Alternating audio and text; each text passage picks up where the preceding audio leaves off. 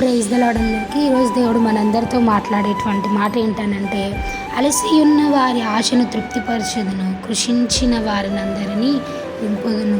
దేవునికి మహిమ కలుగును గాక. దేవుడు ఈరోజు యొక్క వాక్యం ద్వారా నీతోనూ నాతోనూ మనందరితోనూ మాట్లాడుతూ ఉన్నారండి. ఒకవేళ నీకున్నటువంటి శ్రమలను బట్టి, నీకున్నటువంటి బాధలను బట్టి, నీకున్నటువంటి అనారోగ్యాన్ని బట్టి, నీకున్నటువంటి అప్పులను బట్టి, నీ చుట్టూ ఉన్నటువంటి టెంప్టేషన్స్ని బట్టి నీవు అలసి ఉన్నవేమో దేవుడు చెప్తా ఉన్నారండి. నీకే ఈరోజు ఏంటనంటే, అలసి ఉన్న వారి యొక్క ఆశను దేవుడు తృప్తిపరచుదును అని చెప్తా ఉన్నారు. అని అంటే ఏంటి? ఒకవేళ నీవు శ్రమ చేత ఉంటే, నీ శ్రమలోనే ఉంటే ఖచ్చితంగా నీకున్నటువంటి ఆశ ఏంటి? ఖచ్చితంగా నేను ఈ శ్రమ నుంచి బయటపడాలి అని అనుకుంటావు కదండి.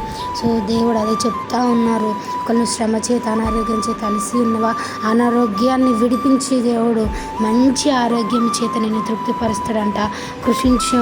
కృషించిన వారిని అందరినీ దేవుని యొక్క ఆత్మ చేత, దేవుని యొక్క ఆనందం చేత నింపుతాను. ఈరోజు వాగ్దానం చేస్తాను. ఈ వాగ్దానం నీవు నమ్మితే ఖచ్చితంగా దేవుని యొక్క మహిమను నీ యొక్క జీవితంలో మీరు చూడగలుగుతారండి. సో ఏంటంటే, నిజంగా గొప్ప వాగ్దానం చేసినటువంటి దేవుడు నమ్మదగిన వాడు. కాబట్టి నిజంగా ఈ వాగ్దానం, ఒకవేళ నువ్వు బాధలో, కష్టాల్లో ఉంటే ఈ వాగ్దానం ఎత్తిపట్టి ప్రార్థించు. తప్పక ఆశీర్వాదాన్ని, గుడ్ రిజల్ట్ నువ్వు చూస్తావు. ఇటు వాక్యము దేవుడు దీవించును గాక. ఆమేన్.